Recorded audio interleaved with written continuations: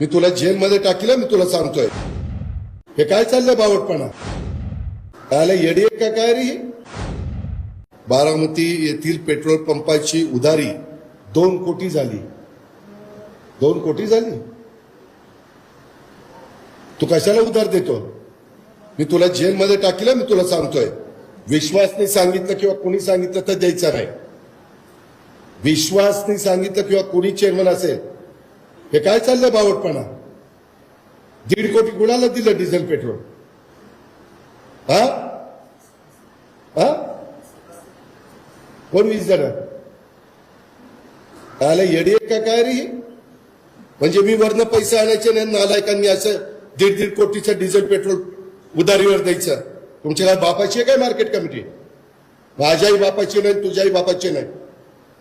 माझ्या शेतकऱ्यांची, व्यापाऱ्यांची, हमाल बापाड्यांची आहे. किती दिवस झाले बा